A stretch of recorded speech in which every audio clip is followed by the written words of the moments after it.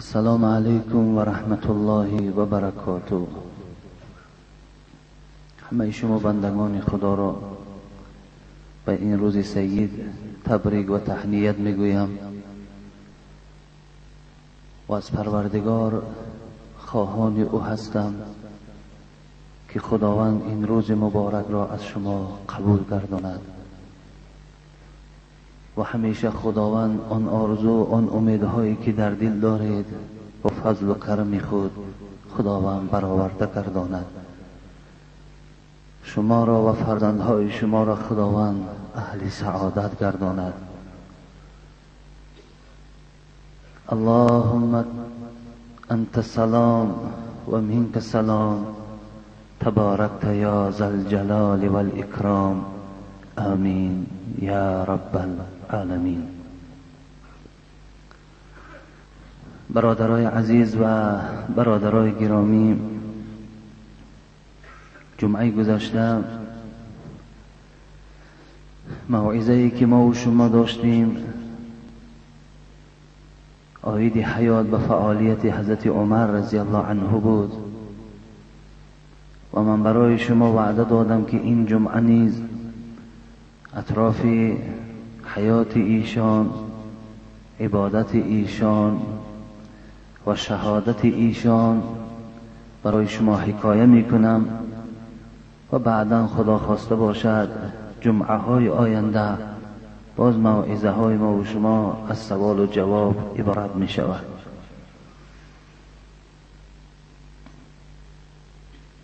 اگر یادتان باشد جمعه گذشته از عدالت حضرت عمر من برای شما بعض حکایه های او را آوردم و انسان باید تفکر کند که چی مجبور می ساخت حضرت عمر را که تواضع را برای خود پیشه کند، چی مجبور می ساخت حضرت عمر را که عدالت را پیشه کند، چی مجبور می ساخت حضرت عمر را که بالای بندگان خدا با رحم و مهربان باشد، چی مجبور می ساخت. باره حضرت همراه دیگر یاران خود در صحبت رسول اکرم صلی الله علیه و سلم نشسته بود، بناگاه حبیب خدا فرمود اتدرون من المفلس؟ ای امتی مسلمان، ای بندگان خدا، آیا میدانید مفلس کیست؟ مفلس این کلمه عربی است به معنای نادار، بیچاره، بیکس، بی سرپناه. این شخصیت ها را مفلس میگویند. حبیب خدا پرسید میدانید مفلس کیست؟ اصحاب در حال جواب دادند المفلس فینا من لا درهم له ولا متاع. اصحاب گفتند ای حبیب خدا بله میدانیم، مفلس آن کسی هست که نه مال دارد نه متاع دارد، چیزی از مال دنیا ندارد، اینو میگویند مفلس. رسول اکرم صلی الله علیه و سلم گفتند ان المفلس من امتی من یأتی یوم القیامت بالصلاة والصیام والزکات. نه گفتند بلکه مفلس در امت من آن کسی هست که در دنیا 5 وقت نماز دارد، 5 وقت نماز در جماعت میخواند، هر سال از ماه مبارک رمضان روزه میدارد. مفلس آن کسی هست که 5 وقت نماز با جماعت دارد، ماه رمضان روزه میدارد و از مال و ثروت داشتگی زکات میدهد. یأتی یوم القیامت. پس اینا پیغمبر خدا بیان میسازد که این گونه انسان خداوند در پیشگاه خود راست میگرداند. یأتی قد شتم هذا و قذف هذا و اکل مال هذا و سفک دم هذا و ضرب هذا. متن حدیث همچنان می آید وقتی که پروردگار این بنده نمازخوان، روزدار، زکات میدادگی را راست می کند، الله اعلان می کند کی بالای این دعوا دارد. شخصی می آید پروردگارا این بنده در دنیا مرا دشنام داده بود. دیگر شخص می آید پروردگارا آنچنان کلمه های فحش و بی‌معنی این انسان در یک معرکه نسبت من گفت که در پیش تمام بندگان تو در خجالت ماندم. اونش می رود. دیگرش می آید پروردگارا این بنده بود که در دنیا مالی مرا خورده بود. دیگر شخص می آید پروردگارا این شخص بود که ما را در دنیا قتل کرده بود. دیگر شخص می آید پروردگارا این بنده ای که در پیشگاه تو راست است از جمله آن کسانی است که در دنیا مرا ضرب و لط و کین کرده بود. این شکایت ها بالای این بنده نمازخوان، روزدار، زکات میدادگی می شده است. پس پروردگار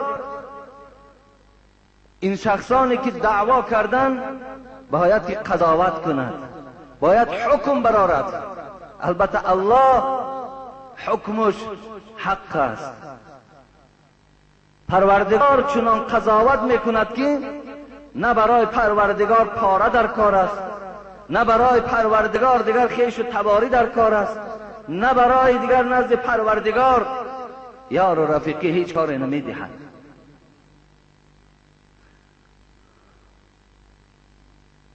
و یعد هذا من حسناته و هذا من حسناته. هر کسی که شکایت کرد پروردگار از این شخص نمازخوان، روزدار، زکات دهنده ثوابهاش میگیرد، به مقدار آن جنایت کرده بود به این بندگان تقسیم میکند.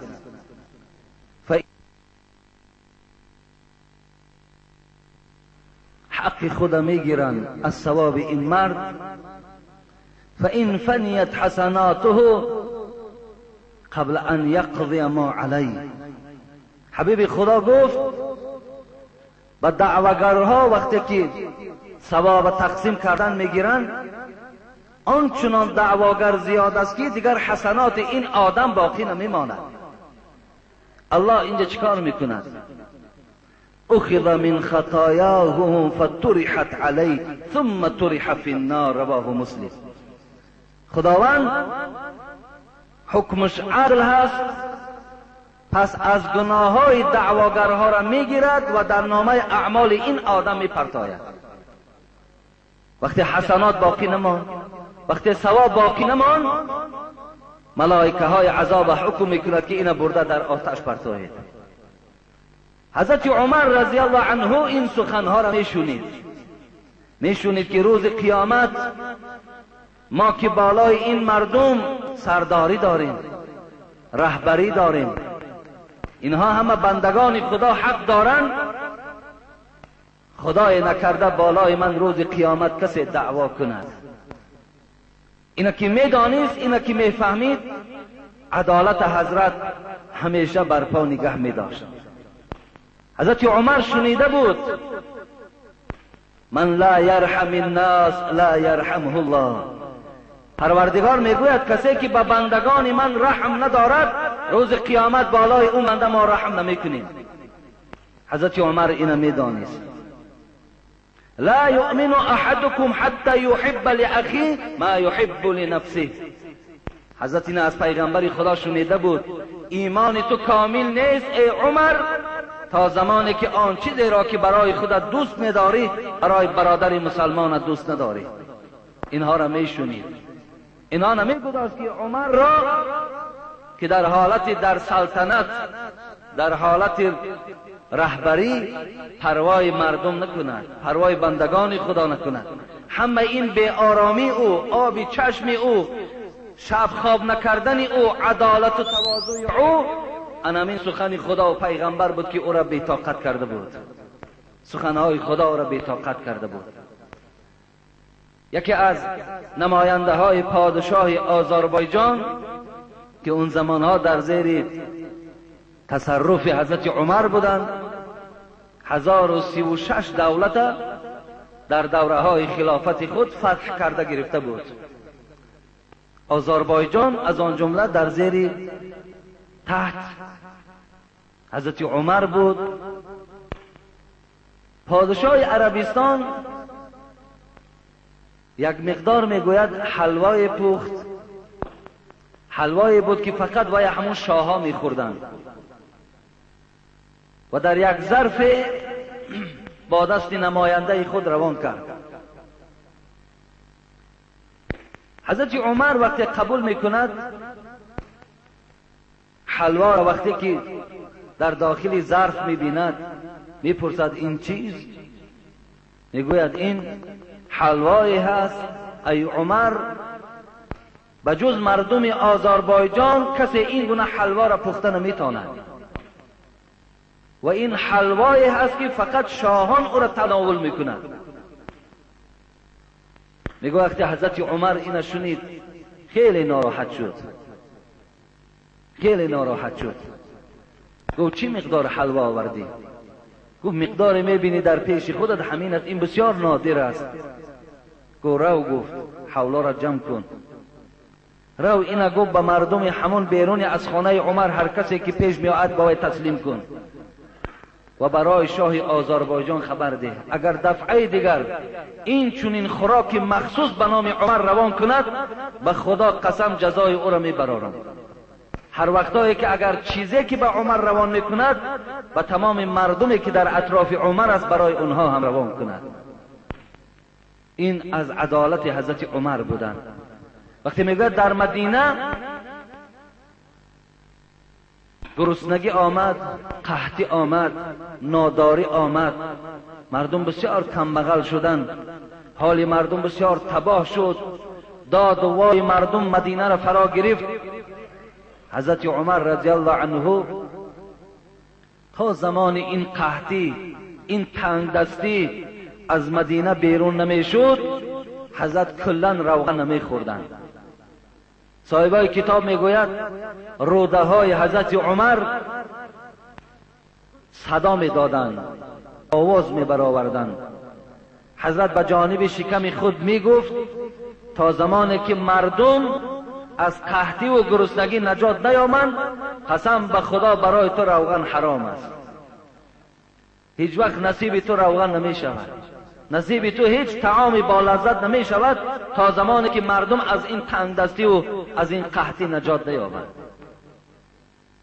ببینید حضرت عمر را حدیث های پیغمبر خدا بسیار تکان میداد، بسیار بیدار خوابش کرده بود، بسیار غمخوارش کرده بود. رسول اکرم صلی الله علیه و سلم در حدیث ها می گفت المسلم اخو المسلم، مسلمان برادر مسلمان است، نابسته این مسلمان مالدار است یا مال ندارد، یا منصبدار است یا بی منصب است، برادر هستند با یکدیگر. المسلم اخو المسلم لا یظلموه ولا یظلموه ولا یکذبوه ولا یخونوه ولا یخذلوه.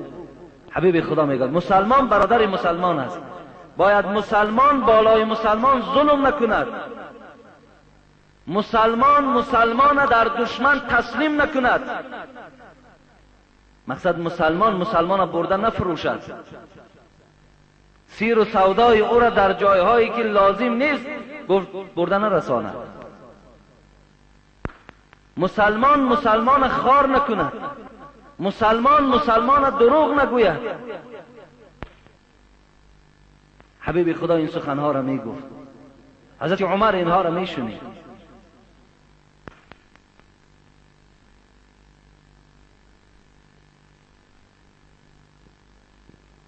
بازم آن که حضرت عمر عدالت داشتند،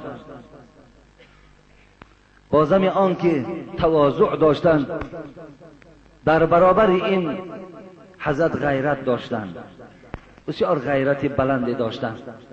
اهواز گفتگی شهر در دولت‌های ایران که در زیر تصرف مسلمان ها بود، وقتی میگوید یک امیری را روان کرد، این امیر برای خود میگوید یک جای خاصه بلندی را اختیار کرد که مردم بسیار با مشقت برای شکایت به نزد او میرفتند وقتی این سخن به گوش حضرت عمر رسید، به امیر احواز حکم کرد که از بلندی پایان بیا تا بندگان خدا نزد تو به آسانی شکایت کنند.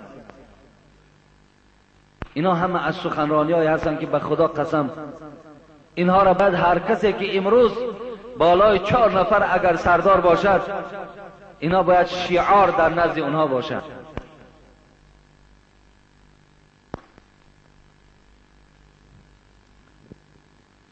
وقتی مردم مکه مکرمه، انیقترش مشرکای مکه مکرمه، وقتی به مسلمان ها فشار آوردن، دیگر طاقت زندگی در مکه نماند.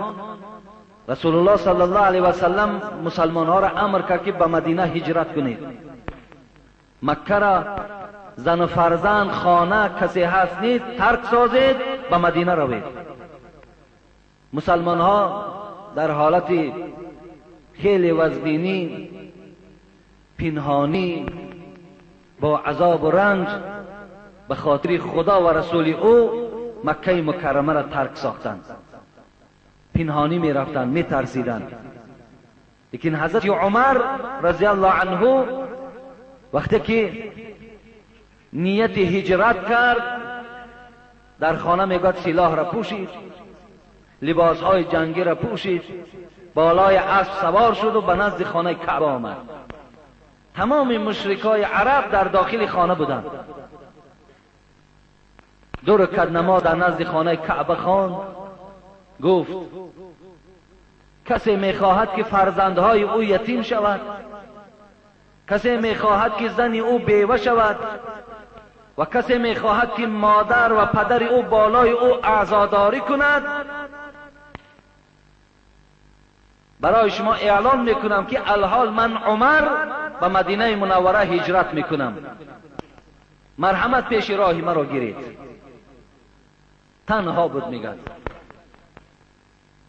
برآمد به آسانی میگوید، کسی پیش راه او را نگرفت، راست به مدینه منوره نزد رسول اکرم صلی الله علیه و سلم آمدند. در قصه ها می آید از غیرت حضرت عمر. البته جوانای عزیز، ان الله غیور یحب الغیره، خداوند غیور است، با غیرت دوست می دارد. انسان باید با غیرت باشد، آدم باید که جسور باشد. علال خصوص آدمی مسلمان، آدمی ایماندار به جز پروردگار از هیچ کس باید نترسد. یگانه جایی که ترسیدنی هست این الله هست. اگر شما از پروردگار صدقاً ترسید، خداوند همه دهشت و وحشت از روی شما دور میگرداند. اگر شما صدقاً از پروردگار ترسید، هیبت شما را خدا در دل دیگرها جای میکند، شما هیبت پیدا میکنید. حضرت عمر از جمله کسانی بود که بسیار با غیرت بود. باری میگوید یک یهودی همراه یک منافق خانه حضرت عمر در آمدند و گفتند ای عمر، یهودی ابراز کرد، ای عمر، گفت الحال ما نزد رسول اکرم بودیم، یک مسئله برآمده بود، رسول اکرم قضاوت کردند، حکم برآوردند، لیکن این منافق قناعت نکرد، گفت به نزد عمر می رویم، عمر چیزی که گوید سخن عمر قبول است. حضرت عمر وقتی این شنید بسیار ناراحت شد. گفت نزد رسول اکرم بودید؟ گفت بله بودیم. گفت الحال منتظر شوید، من برای شما جواب میگردانم. میگه وارد خانه شد و شمشیر خود در دست گرفت، آمد میگه و گردن منافق زد. گفت این از قضاوت عمر در حق آن کسی که به حکم رسول اکرم قناعت نمی کند. کسی که سخن پیغمبری خدا را گوش نمی کند، در حکم پیغمبری خدا راضی نمی شود، حکم عمر در حق او عنامین است گفتند. حضرت عمر پایبند سنت بودند، پایبند تمام کردار پیغمبری خدا بودند. یک وجب از عملهای پیغمبری خدا دور نمی ایستاد. 50 صحابه میگوید یک روز مشورت کردند، گفتن آخر عمر سلطنت کسرا و قیصر روم در دستش، اکثر دنیا اطاعتش میکند، آخر این لباس عمر را ببینین 12 پارگی دارد، آخر خوراک او را ببینین اصلا 2 خوراک یک جا نمیخورد. چی خوب میشود که آخر نزد او مهمان های زیاد میآید، رویم برای او اعلان کنیم که لباس های تازه پوش، آخر لباس خوبم پوشیدن هیبت دارد، دسترخوان خوب آراسته کن تا که مهمان ها آمدگی ما را شرم گیرند. مشورت کردند، گفتن کی می رود این سخن به عمر میگوید؟ از بین 50 صحابه کسی دلاور نمی شود. هیبت عمر آنچنان بلند بود که این مصلحت را به گوش عمر رسانیدن می تواند. آخر مصلحت کردند که این سخن را فقط علی می تواند که با حضرت عمر گوید. می رویم با علی مصلحت میکنیم. وقتی نزد حضرت علی آمدن، علی هم این پیشنهاد بسیار پذیرفت، لیکن گفت من نزد عمر نمی روم، من با عمر این پیشنهاد را نمی کنم. خوب میشد مادر مؤمن ها عایشه صدیقه را گوید، البته وی این پیشنهاد را می کند. وقتی نزد حضرت عایشه مادر ما آمدن که همراه حفصه دختر حضرت عمر، اینم مادر ما و شماست، زن پیغمبر خدا بود، وقتی که این پیشنهاد کردن، دختر حضرت عمر حفصه گفت پدر من اینو قبول نمی کند. عایشه گفت من پیشنهاد میکنم. وقتی همراه اصحاب میگوید نزد حضرت عمر آمدن، گفتن عمر، گفتن آخه سلطنت قیصر و روم در دست توست، سلطنت کسرا و قیصر در دست توست، آخه اکثریت این دنیا اطاعت تو را میکنن، اینقدر مهمان های زیاد به زیارت تو میآیند، بیا لباس های تو را نو میکنیم، بیا دسترخوان تو را دیگر میکنیم. وقتی این پیشنهاد مادر من کرد عایشه، حضرت عمر میگوید پیش از آنی که جواب گرداند گریه کردند، خیلی گریه کردند. بعد از گریه کردن از حیات پیغمبر خدا میگوید یادآور شد در نزد عایشه صدیقه. وقتی از حیات ساده پیغمبر، از لباس عادی و خوراک عادی پیغمبر وقتی یادآور شدن گرفت، عایشه میگوید در گریه در آمد و گفت قسم به خدا، گفت من 2 رفیق دارم، یکی رسول اکرم صلی الله علیه و سلم، یکی ابوبکر رضی الله عنه خدا رحمتشان کند. گفت من دیده بودم در حیات که اونها لباس عادی داشتن، خوراک عادی میخوردن، قسم به خدا گفت اگر از لباس و خوراک اونها یک وجب دور روم، رفیقی اونها نصیب من نمیشود. این معنای پایبند سنت بر رسول اکرم صلی الله علیه و سلم بود. مقصد همیشه شما پایبند سنت های پیغمبر باشید، چی در سلام گفتن، چی در دست دراز کردن، چی در لباس پوشیدن، چی در خوراک خوردن، چی در سخنرانی کردن، باید که ما تابع سنت های پیغمبری خدا باشیم. این گونه غیرت های خیلی بلندی داشت. بار رسول اکرم صلی الله علیه و سلم لقد كان فيما قبلكم من الامم محدثون فإن يكن في امتی احد فإنه عمر رضی الله عنه، رواه بخاری. در صحیح بخاری در بیان فضیلت حضرت عمر حدیث می آید که رسول الله گفتند که در امتهای پیش شخصانی بودند که سخن اونها با سخن خداوند موافق می آمد. اگر در امت من شخص باشد این عمر رضی الله عنه هست. باره میگد بالای منبر حضرت خطبه میخواندن، روزی جمعه بود. عبدالرحمن ابن عوف میگوید بناگاه حضرت الهامش آمد و گفت یا ساری الجبل. 3 بار میگوید این سخن گفتن یا ساری الجبل. حیران شدن، اینجا خطبه بود، این ساری الجبل چی معنی دارد؟ وقتی از منبر پایان شدن حضرت عبدالرحمن گفتن، عمر گفتن بین خطبه این جمله شما گفتین چی معنا دارد؟ گفت الحال برادرای ما در عراق می جنگند، ساریه سرلشکر این مسلمان هاست، از پیش و پس این عسکرها دیدم که دشمنها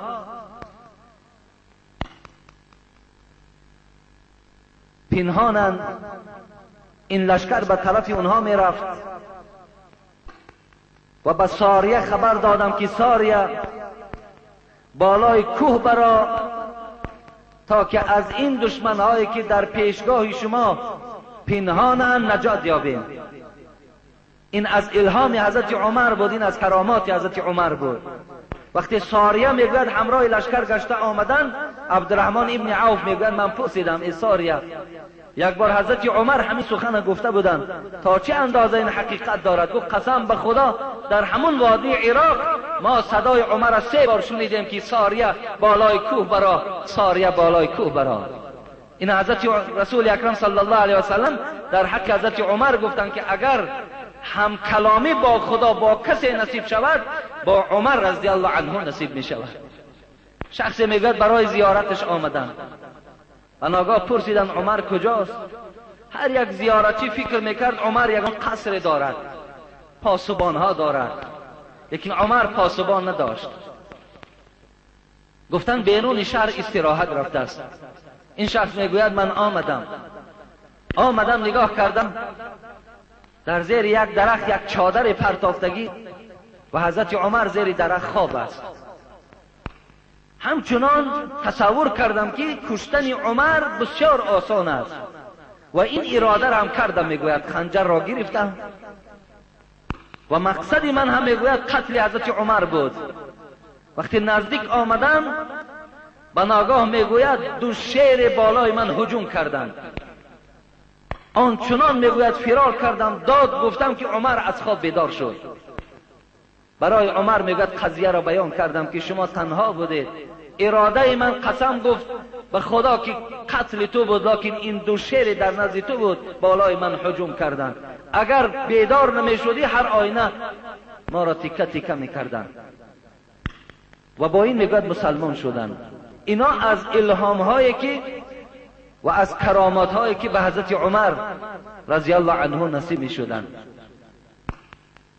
خلاص حضرت عمر بسیار حیات خوب گذرانیدند. 10.5 سال کرسی خلافت زینت دادند. به نهایت در اسلام خدمت برجسته کردند. به نهایت آنقدر خدمت کردند به خدا قسم میگوید حتی اسلام با وفات عمر گریه کرد. آنقدر خدمت برجسته کرده بودند. خلاص می آییم به شهادت حضرت عمر رضی الله عنه که حضرت چگونه جان به حق تسلیم کردند. این دوست خدا از دست کی کشته شد؟ وقتی که ایران فتح شد، سلطنت کسری چپه کرده شد، وقتی روم شکست خورد، این طرف عراق، سوریه، شام، فلسطین همه شکست خوردن، مصر، تمام مردم، همه رهبرها، مردم مسلمان روز به روز مسلمان ها قوتشون زیاد میشد. تمام دولت هایی که وجود داشتند اونها را هیبت مسلمان ها فرا گرفته بود، علی خصوص هیبت حضرت عمر. دشمن دید با عراق با عسکر با مسلمان ها جنگیده نمی شود. مقصد آن راحته که شاه ایران داشت یا شاه روم داشت، اون راحت ها از دست اونها ما، اونها اسیر مسلمان ها شدن. اگرچنده که در لباس آدم مسلمان در آمده بودند، لیکن زیر دل اونها نفرت به مسلمان ها داشت. مشورت کردند، مصلحت کردند،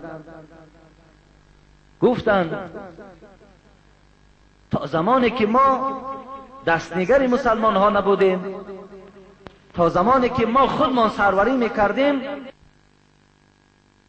چه راحت های زیاد داشتیم. امروز همه ما مطیع مردم مسلمان شدیم، دیگر لشکر نداریم، قوه نداریم که با لشکر اسلام جنگ کنیم، نداریم قوه. خوب می شود که بیاید سر میز مدور می نشینیم و نقشه می کشیم. نشستند، نقشه کشیدند. یگانه نقشهشان این بود که باید که عمر رضی الله عنه کشته شود. اگر عمر رضی الله عنه کشته شد تمام مسلمان ها پراکنده می شوند. دیگر ما می توانیم که در بین اینها روز به روز فتنه های نو، جنگ های نو برپا کردن گیریم. اینها وقتی که بین خودشان فتنه شد، بین خودشان که اگر جنگ آغاز شد، همون مثل تاجیکی ما و شما چوب از داخل خودش یا کرم از داخل خودش یک مثل داریم. در داخل جنگ می شود، در بین مسلمان ها جنگ می شود. نقشه را کشیدند. هرمزان که با دست ابو موسی اشعری شکست خورده بود در ایران مسلمان شد. مسلمان شد لکن وی مسلمان نبود. وی در زیر گویم در باطن علیه مسلمان باید مبارزه برد.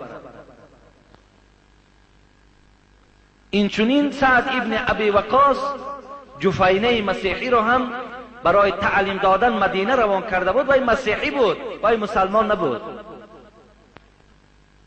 اینچنین وهبه ابن منبه و اینچنین عبدالله ابن سبا یهودی بودند. دیدن حضرت عمر یگان پاسبان ندارد، شب دراز از حال رعیتش خبر میگیرد. گفتند قتل کردن عمر بسیار آسان است، بسیار آسان است. مشورت کردند. یکی از مجوسی های آتش پرست ایرانی را به نام ابو لؤلؤ مجوسی که انیختر نامش فیروز بود برای قتل عمر تیار کردند. برادر عزیز و گرامی، دشمن با عراق نجنگید، دشمن با لشکر نجنگید، فقط توانست که در لباس آدم مسلمان درآید و در بین مردم اختلافات بیدار کند. در بین مردم مسلمان می درآید، در صورت مسلمان است، 5 وقت نماز همراه تو می خواند، روزه ماه رمضان می دارد، در کار شاید برای شما موعظه می کند، لیکن اونها مقصدشان دیگر است. فهمیدن که با این راه ما مسلمان ها را شکست داده می توانیم. این نقشه را کشیدن. شما نگاه کنین تاریخ وقتی میخوانین، حضرت عایشه مادرمان با لشکر خود با علی رضی الله عنه جنگیدند. در بعض روایت ها آمده است در بین جنگ حضرت مادرمان عایشه با علی 13,000 مسلمان قتل شده است. اینجا عایشه نجنگید، اینجا علی نجنگید. اینا علاقه مذاکره کردن با یکدیگر، خوب شدند، لیکن قوه سیوم اینها را جنگ انداخت. حضرت علی، حضرت معاویه جنگیدند. حضرت ابو طلحه را در جنگ که بین جنگ جمل میگویند، جنگ که بین عایشه و بین علی بود، حضرت ابو طلحه 10 یار بهشتی که ابو طلحه بود در اینجا قتل شد. مسلمان ها چی ساده هستند، زیرک نیستیم. در بینهای ما و شما اختلاف میپرتایند، ما ها را میخواهند پراکنده کنند، میخواهند در بین ما و شما جنگ و جنجال باشد، بدبینی ها باشد، لیکن ما نمیدانیم تا چه اندازه. فکر نمیکنیم، مشورت نمیکنیم، به خود نمی آییم.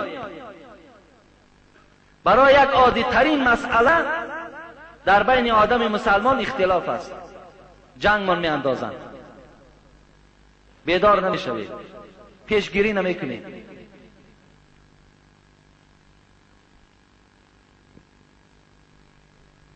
خلاص ابو لؤلؤ را تیار کردند.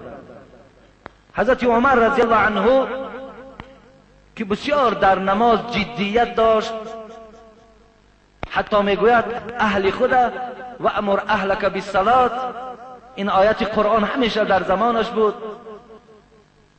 که خداوند با پیغمبر فرمود اهلت را برای نماز امر کن. این امری که خداوند با پیغمبر کرد با شما هم کرد. دوستای عزیز، نماز فقط به ذمه خود شما فرض نیست، در دخترای شما هم نماز فرض است، کیلین های شما باید نماز خواند، نبیره های شما باید نماز خواند، در خانه های شما باید شخصی بی نماز وجود نداشته باشد. حضرت عمر بیدار میکرد فرزنداشد برای نماز قائم شویم. ولی ما آنقدر غمخوار شدیم، آنقدر مهربان و دلسوز شدیم که بچه ها در خواب بیدار نمیکنیم با آن خواب کنند.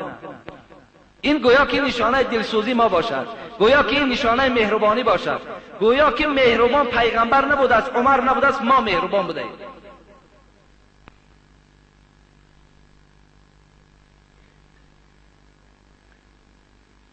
حضرت میگوید دره در دستش بود، هر شخصی را بیدار میکرد سحر و می آمد در مردم امامتی میکرد.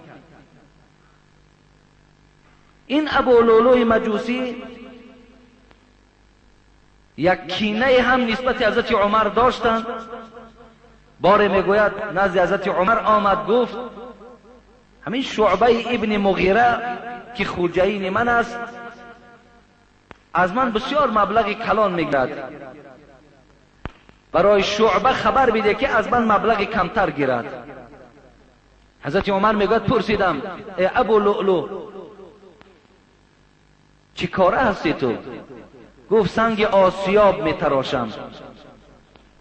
حضرت عمر میگوید گفتم این کسبی که تو داری در مدینه کسی ندارد و این کسب تو کسب درآمدناک است و این مبلغ که خوجین تو بالای تو گذاشته است این مبلغ کلان نیست. ابو لؤلؤ که کارش تمام نشد در وجودش میگه کینه و عداوت نسبت عمر بیدار شد و حضرت عمر میگوید گفت ابو لؤلؤ برای من یک سنگ آسیاب نمیتراشی؟ حضرت عمر گفتند ابو لؤلؤ گفت عمر گفت چنان سنگ آسیاب برای تو میتراشم که آوازش تمام مردم فرا میگیرد. این تهدید بود. عمر این را حس کرد، گفت مردم آگاه باشید، گفت همین ابو لؤلؤ مرا تهدیدی به قتل میکند، تهدیدی به قتل دارد. گفت همنشینای عمر گفتند خوب میشد خود جزای او را دهیم. گفت نه، تا وقتی که اگر کار عملی نگردد چگونه ما باید جزا میدهیم؟ این خبرهایی بود که حضرت عمر میدانست الکی. یا بار پیغمبر خدا در صحیح بخاری میگذارد صعد احودا و معه ابو بکر و عمر و عثمان فرجف به فضربه برجله فقال اسبد یا احود. بار بالای کوه احد برآمد پیغمبر خدا، زمانی که ابوبکر همراهش بود، عمر همراهش بود، حضرت عثمان همراهش بود. بنابرای میگوید کوه احد یکی جنبید. رسول اکرم میگوید پاش برداشته در کوه زد، گفت اسبد یا احد، آرام شو. گفت در بالای تو یک پیغمبر است، یک صدیق است و 2 شهید در راه خدا هست. زمانی که عمر زنده بود، زمانی که عثمان زنده بود، اینا شهید شده بودند. بالای تو گفت ای احد یک پیغمبر یک صدیق مراد ابوبکر بود و دو شهید عمر و عثمان وجود داشتند. این پیشگویی های بود که الله که این باید که عملی شود. حتی حضرت عمر میگوید بالای منبر بر آمدن گفتند ای بندگان خدا، من امشب خواب دیدم. خواب من این بود که یک مرغ سرخ که تماما به مرغهای مردم عرب مانندی نداشت بر بدن من 3 منقار زد. یعنی با همون نول خود گویم 3 منقار در بدن من زد. این گواهی آن است که اجل من نزدیک آمده است. این حضرت عمر در بین مردم هم اعلان کرده بود.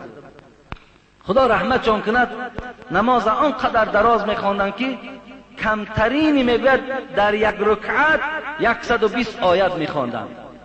کمترین رکعت حضرت عمر 120 آیت بود میگوید. حتی اصحاب چی میگفتند؟ حضرت عمر درازتر خوان. این روز بنده های خدا آنقدر مانده شدند که باور کنید اگر یک 7-8 آیت در یک سوره خوانی، الکه ملالی و الکه رنجیدن در قوم پیدا می شود که ملا امام ما درازتر می خواند.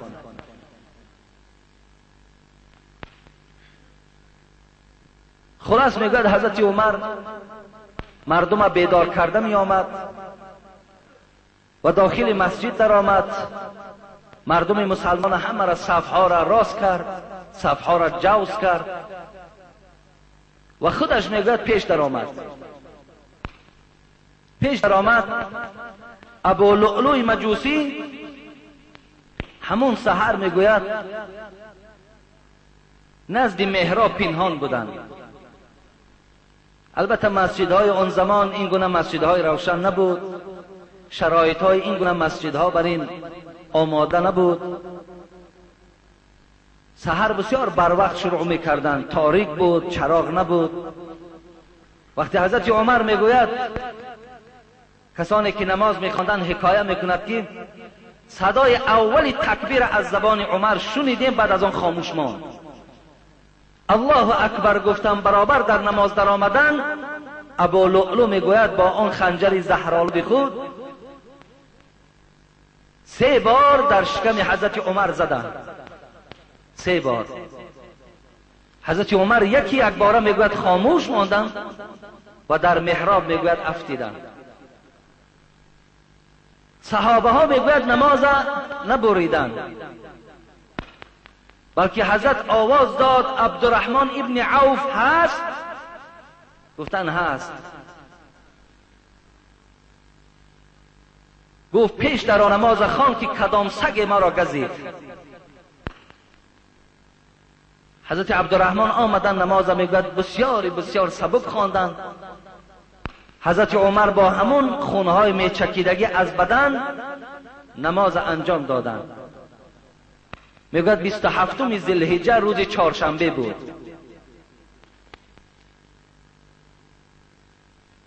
ابو لؤلؤ که صفها میگوید بسیار مستحکم بودند.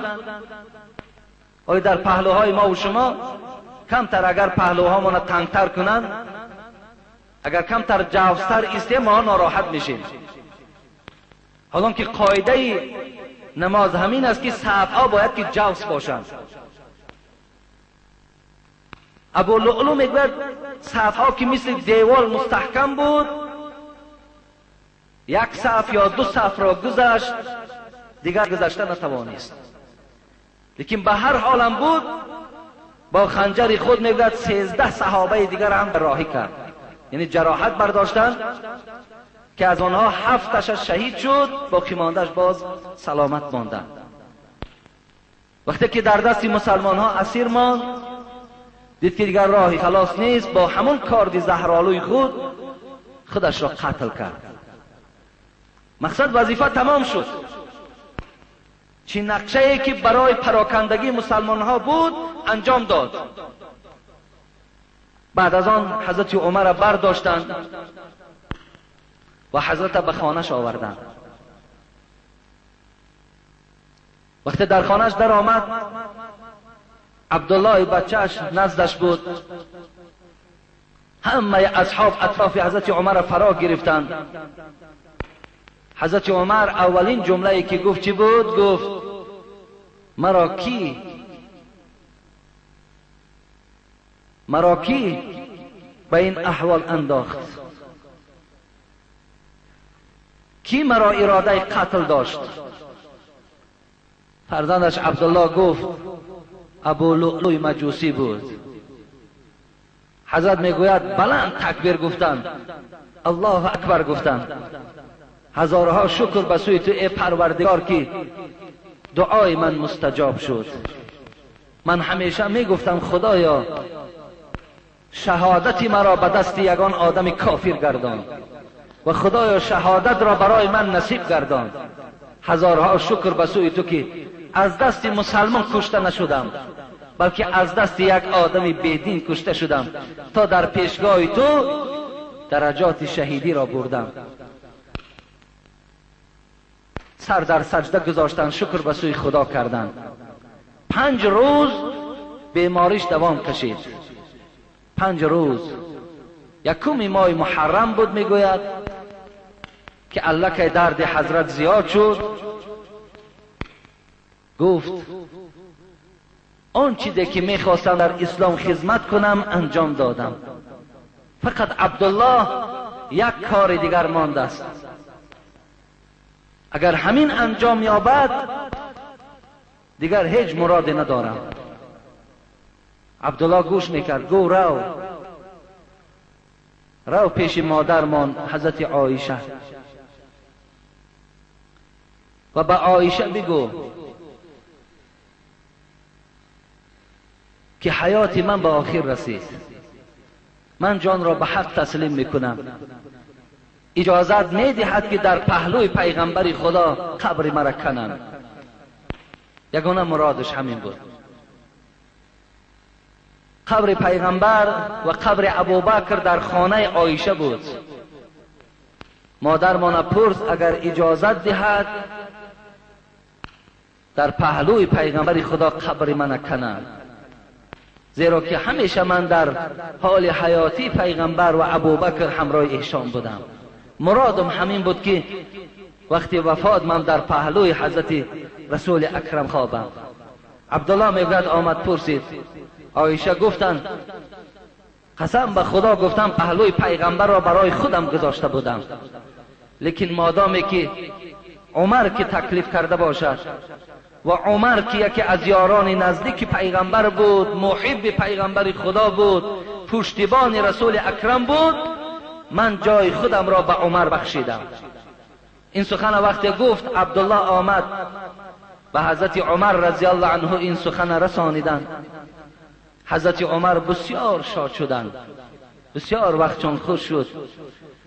قبر کنده شد. حضرت امر کردند که جنازه مرا حضرت صهیب خواند. حضرت صهیب جنازه مرا خواند. جنازه‌اش خواندند. حضرت گرفته آوردند. در همون قبری که حاجا زیارت میکنند 3 قبر است.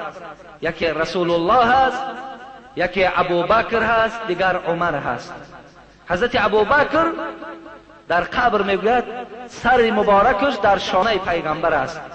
حضرت عمر فرموده بود است که سر مرا در شانه ابوبکر گذارید، نکند که برابر پیغمبر گذارید. مادام ابوبکر که در شانه او باشد پس سر مرا در شانه ابوبکر گذارید. یعنی از پهره طرف ابوبکر حضرت عمر رضی الله تعالی عنه خوابیده هستند. وقتی در اونجا خوابیدن حضرت عایشه مادرمان میگوید قسم به خدا میگوید هر روز من زیارتی مادامی که خانم بود، مادام قبر پیغمبر و قبر ابوبکر که در خانه من بود، اینش شوهرم بود، اینش پدرم بود، من بی پروایانه می در آمدم در حق اونها دعا میکردم می بر آمدم. زمانی که عمر را در اینجا آورده گرانیدن، آن چنان حیبت و غیرت او مرا فرا گرفت که بی ستر و بی حجاب پیش قبر رفتن نمیتونستم. ببینید آنقدر حیبت و غیرت عمر مرا فرا گرفت که دیگر زیارت پدر و ابوبکر و عمر زمانی می رفتم که کلا همه بدن من می پشانیدم، بعد رفته زیارت می کردم. این بود از حیات حضرت عمر رضی الله عنه. فقط ما این گفتنی هستیم که خداوند رحمت و مغفرتش گرداند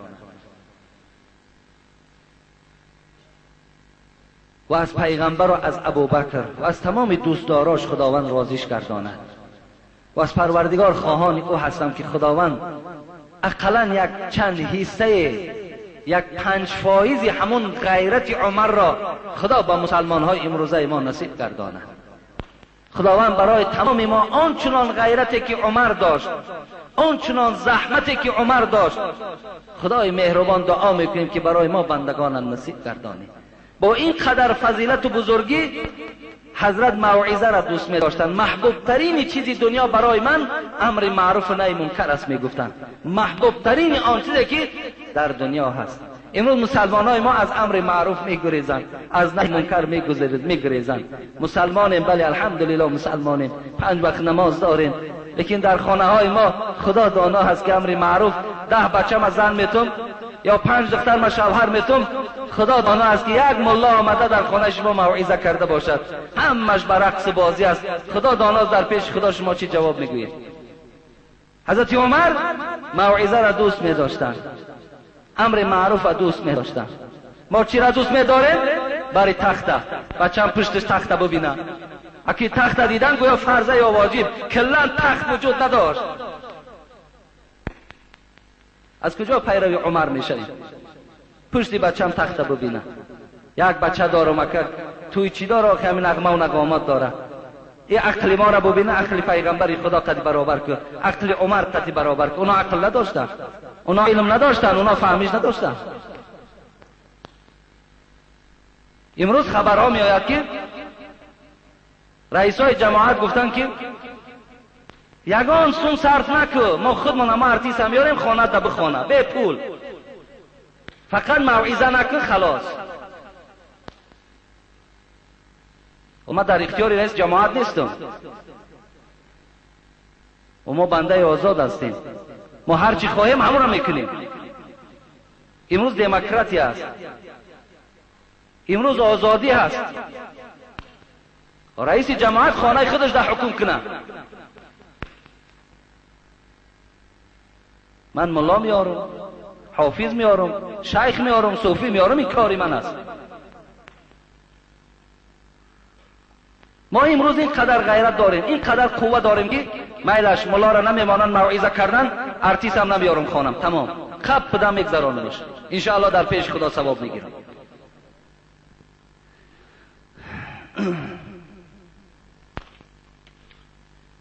خداوند همه ما و شما را در حفظ امانش نگه دارد. یک چند برادر را خیر احسان کردن. جمعه گذشته من از بس که مهمان بود خواندن نتوانستیم، این جمعه در حقشان دعا میکنیم. خب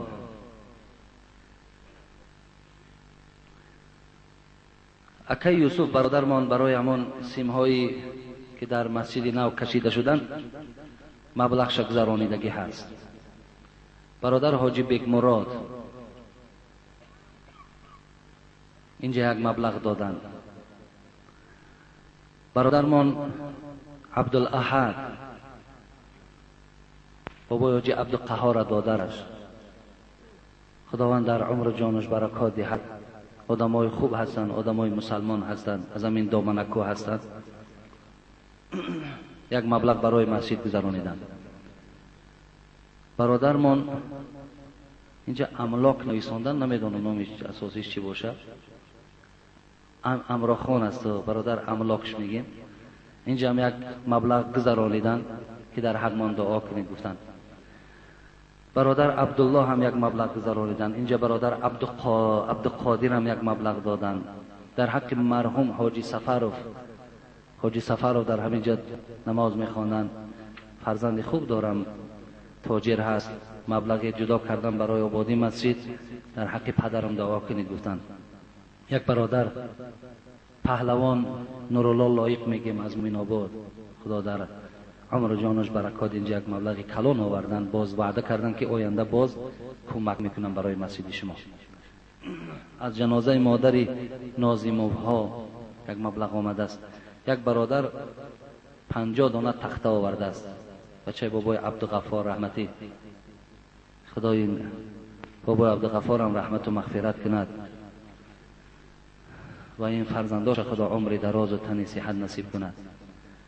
حاجی دولت هم برادر که همیشه در این مسجد کمک میکنن، باز نزدیکی یک کمک برای همین حق شکر ترچیکا چند سو میکشد از من خود میتیم. خدا در عمر جانش برکات دهد، پدرش رحمت و مغفرت کند، مادرش شفای کامل نصیب کند. پول هم زیب همیا داره، آخه پول دارد میان مسجد کمک میکند. خدا همون شخصانی که همین توفیق دارند، میخیل غیرت دارند، آبادی مسجد میخواهند، خدا اونقدر سرسو میشان کند که دیگر حسابش گم کند. کجا الله خیلی مهربان است. یک بنده های را پول میدهد که یک فساد خانه های میسازند که فقط برای گمراه کردن بنده های خدا صرف میشود. یکی زود است که الله میگیرد، دهنده هم باشه با گیرنده هم هست خدا. تو مقسوم کامل من برادرمان اینجا آهک آوردن، سمین کمک کردگی هستن در مسجد. چند نفر برادران شویل را آوردن. یک روز اعلان کردیم خیلی برادران زیاد همین شویل را آوردن. اینجا در نامه همشون نویسندگی است، خیلی نمیخوانیم. خداوند همه اونها را در حفظ امانش نگه دارد. یک برادر خواهرش وفات یافته است، از محله سفر اشور دعا کنید گفتن، یک مبلغ رو در اینجا ده. یک برادر قالین ها را به عهده دارد، در حقش دعا کنید. یک برادر قالین های مسجد خرید است، گفتن روان کنیم. من گفتم ولی خیر کمی تنفس کنین، ان شاء الله بعدا روان میکنیم. خداوند پدرش عمر دراز و تن صحت و خودش خداوند تجارتش را باز هم فیض و برکات نصیب کند. 400 متر کوادراتی قالین خریدن برای اون پره. خب چند نفر آماده هست در ساختمان کار کردن. چند نفر برادر آمده بودن اینجا، برادر خیرالله و دیگر برادرایی که نامه‌هاشون فراموش کردم آمدن همینجا یک روز کار خیریه کار کردن، سیمین شوریدن. خداوند همه آرزوها و امیدهاشون حاصل و گذشتگانشون خدا رحمت و مغفرت کنید. در حق بابای استو اکابر مرحوم دعا کنید. برادر حاجی محمد علی را تاغشون که استو اکابر گذشتن اینجا مبلغی آوردن، خدا بابای استو اکابر را رحمت و مغفرت کند. چند برادر کمک کردن، نامشون رو ذکر نکردن، در حقشون دعا کنید. خدای مهربان این برادرهایی که نامهاشون هم خوانده نمیشود فکر نکنن که دیگر تا اینجا نامشون خوانده نشود خیرشون قبول نمیشود. این چهلی که شما آوردن یا تسلیم میکنید، ان شاء الله این پیشرفت مسجد ما اول و آخر مهربانی خدا هست. دوم این که اینجا صداقت است، پول شما هیچ جا نمیشود، همگیش ان شاء الله که صرف میشود در مسجد که صرف میشود این خداوند برا را داد است، کشایش داد است، رفتی است. مردم که میبینن پولش در جای خودش صرف میشود البته باز وقتش خوش میشود.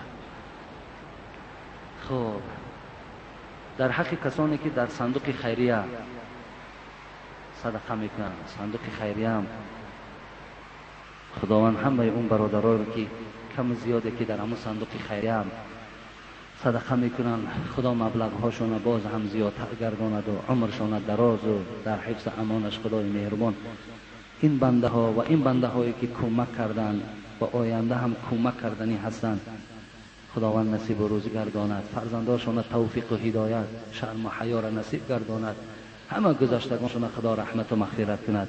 آمین یا رب العالمین. ان شاء الله دو جمعه سوال جواب کنیم، بعدا حضرت عثمان خدا خواسته باشه من برای شما قصه میکنم. اینجا یک برادر بسیار تعجیلی پرسیده است عقیده شما، نظریه شما نسبت حزب تحریر، نسبت جریان سلفیه، جریان وهابیه، همین تا نام گرفته است، نظریه شما چی هست؟ من برادر عزیز بسیار شاد میشم شما نزد من بیایم، من نظریه ما برای شما بیان میکنم. در حزب تحریری، در جریان سلفیه، در وهابیه، در کدامش نباشی، شیعه، چیزی هستی نیستی، بیایید در تنهایی صحبت میکنیم. این چیزی نیست که بین مردم ما مثال در این موضوع ها بحث و مناظره کنیم. بیایید به تنهایی صحبت میکنیم، نظر میکنیم کنی راهی کی راهی راست است، راهی کی راهی غلط است، کیها امروز در اسلام خدمت میکنن، کیها خدمت نکرده ایستادن. ان شاء الله همش حل میشود، اینش بهتر است. برادر عمر هم از ما تکلیف کرده بودن، مادرشون بیمار هست، خداوند این مادر شفای کامل و شفای عاجل خدا نصیب روزی